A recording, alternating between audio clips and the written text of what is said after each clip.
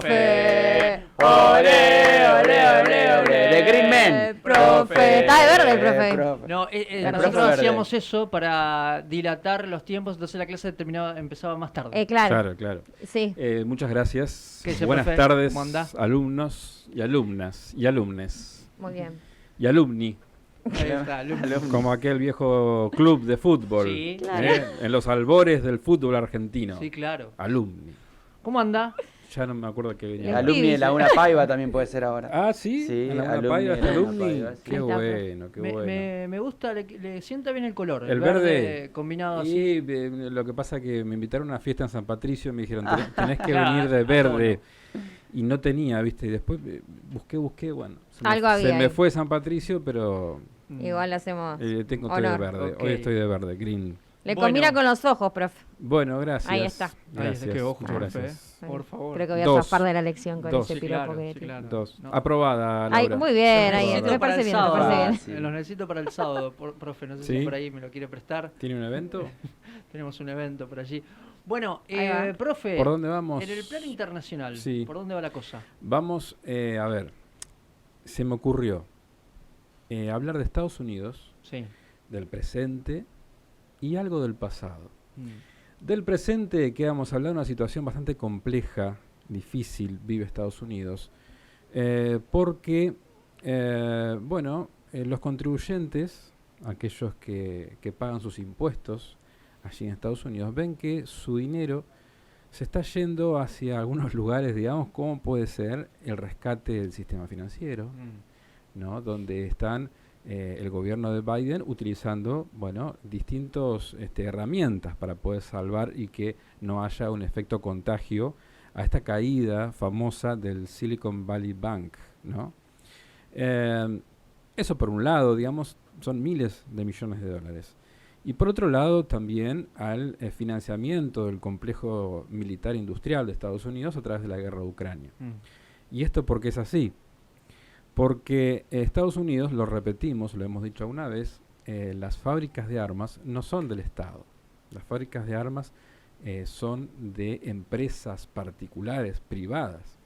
Lo que hace el Estados Unidos es comprarle a través de licitaciones, se compran armas, se evalúa, el ejército evaluará cuál es el mejor, se presentan propuestas, igual que los aviones de combate, con las distintas fábricas que tienen, y se van comprando de acuerdo a los resultados o la requisitoria, digamos, de cada una de las Fuerzas Armadas. Entonces, todo este arsenal que le está brindando a Ucrania, por ejemplo, tiene que ser reemplazado de alguna manera.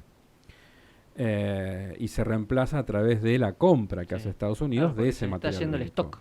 Claro, Sí, claro. de lo que sea, digo, Sí, ¿no? sí, sí. Vehículos, blindados, municiones, misiles, Chalecos, sistemas sí, antiaéreos, chalecos antibalas, lo que sea, lo tiene que reponer, digamos, en sus stock, más lo que es Estados Unidos, que es la primera potencia militar del mundo, ¿no? Entonces, ese dinero lo está brindando el contribuyente en Estados Unidos. Además de toda la ayuda financiera que se le da, dinero contante y sonante, digamos, a Zelensky en Ucrania, y que mucho también hubo denuncias y que el contribuyente en Estados Unidos empezó a pensar por algunas denuncias de que retornaba a Estados Unidos en forma de dinero para la campaña del Partido Demócrata.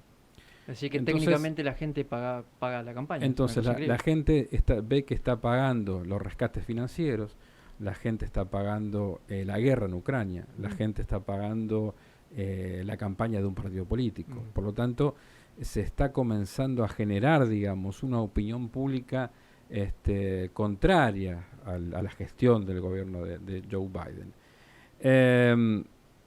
Por otro lado, la Fed, que es la Reserva Federal, subió las tasas de interés. Ah, ¿Por qué lo hace? Lo hace para tratar de frenar la inflación. Esto se hace en casi todos los países del mundo. Digamos, es un instrumento bastante usual, dice, ¿no?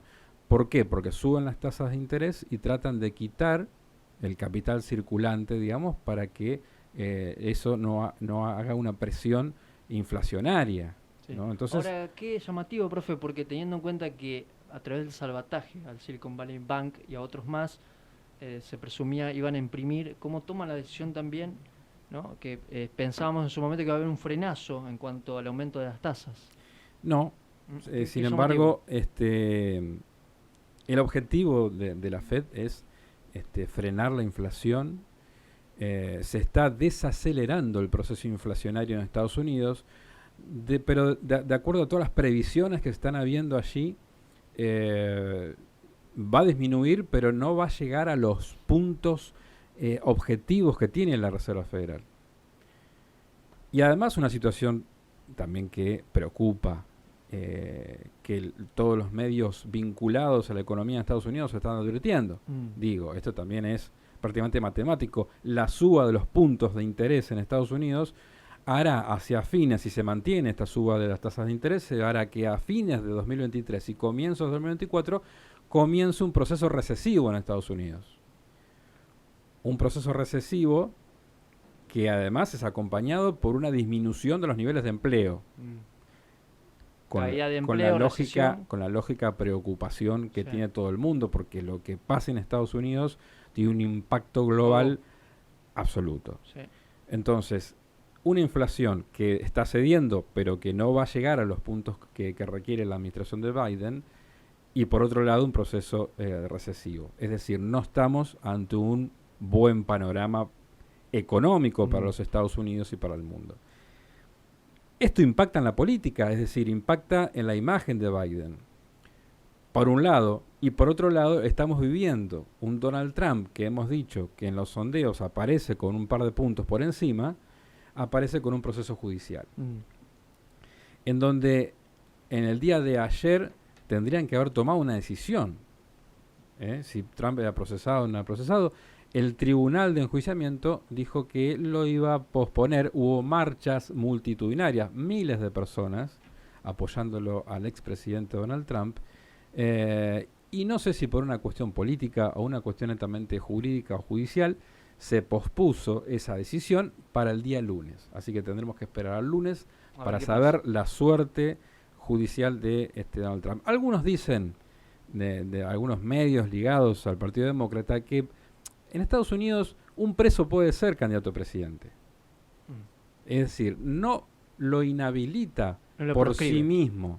De todas maneras, digamos, no somos inocentes y sabemos que un proceso judicial a una persona que quiere volver a la Casa Blanca, evidentemente, Claro, lo mancha. es grave y su imagen pública queda denostada, digamos. Entonces, evidentemente, más allá de que técnicamente, jurídicamente, constitucionalmente, Donald Trump podría ser candidato aún estando procesado o aún estando preso, por ejemplo, sabemos que no es lo mismo que no lo esté. Evidentemente hay una preocupación. Es decir, todo este juego judicial también tiene que ver con todo este contexto político y económico que vive los Estados Unidos. Qué En interesante donde esto. tenemos a una potencia como China, que hemos hablado, la última edición de esta columna, en la reunión que tuvo Xi Jinping con Putin, y que se está tratando de erigir como, digamos, un referente mundial para los procesos de paz. Entonces, evidentemente que la gestión Biden está en un callejón sin salida, en muchos aspectos. Ha apostado a la guerra en Ucrania y ha arrastrado a todos los países de la Europa occidental hacia ello, en esa estrategia de cortar todos los vínculos con Rusia a través, por ejemplo, de la voladura del Nord Stream 2, del gasoducto que pasa por el Báltico, por ejemplo, de cortar los lazos económicos, energéticos que tenía Europa occidental con Rusia.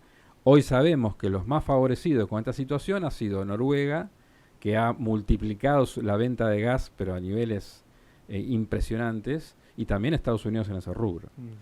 Los dos rubros que sí ha sido favorecido Estados Unidos es el rubro militar, es decir, las empresas vinculadas, empresas tecnológicas vinculadas a lo militar, y el tema del gas. Esa es la situación que estamos viendo hoy, esa situación compleja que estamos viviendo en Estados Unidos. Ahora, qué llamativo que sería un Donald Trump convicto presidente, ¿no? Con una lapicera que incluso podría autoindultarse, una cosa... Sí, es Bueno, habría que ver una rareza. que dice la Constitución de allí, Sí, pero... es una rareza. No, los requisitos, es decir, no está... Los requisitos son otros, no habla de inhabilitación para una persona que esté privado de su libertad y demás. De todas maneras, parece una contradicción, ¿no? Un preso no puede ser presidente de un país, ni de Estados Unidos, ni de ninguno. Es sentido común, ¿no? Por supuesto, sí. No, el presidente lo va a recibir en su celda. Pase, señor embajador. En la celda 4 está el presidente, lo va a recibir. Le puso una alfombra roja ahí a la celda. No, una ridiculez, digamos. Sí. Pero de todas maneras, bueno, son chicanas políticas que también la vemos en Estados Unidos, digamos, que dicen los demócratas, no, puede ser igual. Esto no lo están haciendo para inhabilitarlo como candidato a presidente. Que también lo dijo López Obrador, hizo un discurso bastante interesante porque se molestó por las palabras del gobierno de Estados Unidos al respecto de la situación que está viviendo México, que nosotros sabemos que es bastante dura. Pero López Obrador decía, esto lo comento al margen, digamos, de lo que venía como tema, pero al margen decía López Obrador, en Estados Unidos parece que no hay cárteles de droga, que no hay distribución de droga, y se lo hacen por telepatía, la distribuyen a la droga en Estados Unidos, ¿no? Como diciendo que en realidad el crimen organizado en Estados Unidos la diferencia es que está bien organizado, digamos, y controlado, porque obviamente que existe, porque es el mayor consumidor de drogas del mundo. Bueno, al margen. Eso por un lado, lo que estamos viviendo como la realidad económica y política de los Estados Unidos. Y por otro lado, también quería ir unos años atrás, y que tiene que ver con Estados Unidos y que tiene que ver con nuestro país, porque mañana es el 24 de marzo y es un aniversario más de un golpe de Estado cívico-militar que ocurrió en Argentina y que si bien tiene que ver con la dinámica de la violencia política de nuestro país, que no nació en el 76, que no nació en el 75, sino que tiene sus componentes principales mucho tiempo antes, que la violencia política existía de antes, pero que también tiene que ver con una lógica de un conflicto internacional, ¿no? Entre los Estados Unidos y la Unión Soviética. Si bien la Unión Soviética no estaba vinculada a este conflicto en Sudamérica y concretamente en Argentina, la Unión Soviética tiene una correcta relación con la junta militar, por ejemplo, ha tenido una correcta relación, pero de todas maneras estos golpes de estados que hubo en Latinoamérica tienen que ver con un plan sistemático de Estados Unidos que se llamó el Plan Cóndor.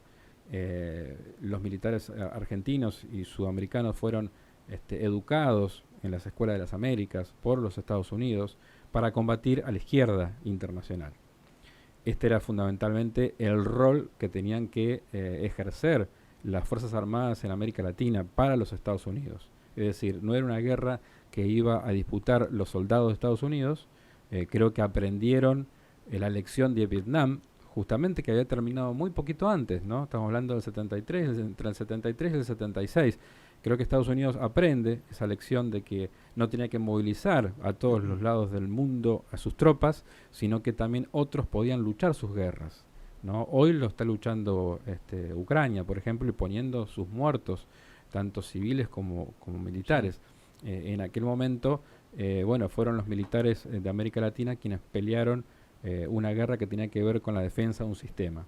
Más allá de que uno comulgue más con un sistema o con otro, lo que tenemos que entender que fue un genocidio. Lo que tenemos que entender que si bien hubo grupos armados de civiles, digamos, lo que se conoce como subversión y demás, son grupos de civiles armados y que intentaron un cambio a través de la violencia política, ¿no? Pero eso no justifica el accionar terrorista desde el Estado. No es lo mismo el manejo del Estado, que tiene sus instrumentos, que tiene sus juzgados, que tiene sus leyes, sus jueces, que tiene policía, grupos especiales de la policía y demás, que podés utilizar todo, no podés, tenés el deber, la obligación de utilizar las armas propias del Estado, siempre bajo el apego a la ley, y no hacer lo que se hizo y no lo que pasamos en aquellos años. Así que quería un poco contarles un poco lo que es Estados Unidos hoy y lo que fue Estados Unidos en los 70, ¿no? Donde hubo un pequeño interreño que fue el gobierno de Carter en Estados Unidos, del Partido Demócrata, después vino Reagan, del republicano, en donde en realidad Carter tuvo una dinámica un poco más vinculada a los derechos humanos y por eso hubo algunos reclamos, una paradoja, ¿no? A una junta militar que fue fogoneada por los Estados Unidos y después cuando viene Carter lo cuestiona, fogoneado por los Estados Unidos, donde se lo preparó a los militares argentinos para que hagan lo que hicieron en Argentina y después el gobierno de Carter le cuestiona los derechos humanos. Una cuestión, digamos, una paradoja increíble que pasó en aquellos años, ¿no? Bueno, excelente. Antes de establecer una pequeña pausa, aquí hay una pregunta para usted, profe. Yo no sé si... a ver, Laurita, ¿qué dice el 997? Dice Pipa, mañana es 24 de marzo, feriado de memoria. Pregunto, ¿qué hubiera pasado si los revolucionarios tomaban el poder? ¿Seríamos mejor que hoy o peor? Qué pregunta, ¿no? Y en realidad, las hipótesis históricas, digamos, no tienen ningún tipo de respuesta. Es como pensar qué hubiese pasado si en Cuba, a fines de los 50, Fidel Castro hubiese fracasado. Hubiese seguido el gobierno que tenía, digamos. ¿Qué hubiese pasado El contrafáctico, si Mao hubiese fracasado en China? Sí. No lo sabemos, no lo sabemos. Esto va para mucho y para largo y para muchas interpretaciones. Es interesante, digamos, pensar si Argentina estaba preparada para un tipo de revolución de izquierda. Muchos estudiosos dicen que no, digamos que hay una mala percepción de los líderes, de aquellos que propugnaban esa revolución de izquierda, porque no estaban las condiciones en Argentina como para que eso exista. Quizás estaban influenciados por ideas que venían de otros lados, ¿no? De China, de Cuba, etcétera, pero no estaban dadas las condiciones para que eso ocurra. Así que probablemente en realidad hubiesen fracasado. Algunos dicen que jamás hubiese tenido ningún tipo de éxito ese tipo de lucha armada revolucionaria aquí en Argentina. En Chile, por ejemplo, llegaron a través de la Constitución. En Chile llegaron a través de los votos y fue Allende el presidente chileno, quien llevó adelante reformas vinculadas al socialismo y sin embargo fue derrocado él, ¿no? Derrocado y asesinado además. Así que bueno, algunas de las preguntas quizás estén en las experiencias socialistas de Allende en Chile, ¿no? Sí. Alguna de esas respuestas que hubiese pasado si Argentina hubiese sido gobernada por esta gente de izquierda, ¿no? Gracias, profe. Excelente. Izquierda que, digamos, estaba la izquierda socialista internacional y también la izquierda nacionalista más ligada al peronismo, ¿no? Así que, bueno, da para horas de debate. Qué apasionante, que ¿no? me parece que los argentinos nos debemos tener un debate en paz. Sí, claro. Porque yo sé que esto despierta pasiones. Despierta pasiones y muchos enojos, obviamente, ¿no?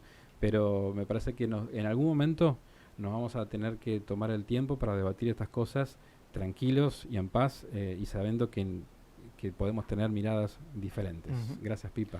Gracias, profe. Un aplauso para nuestro profe. ¡Qué clase, por Dios!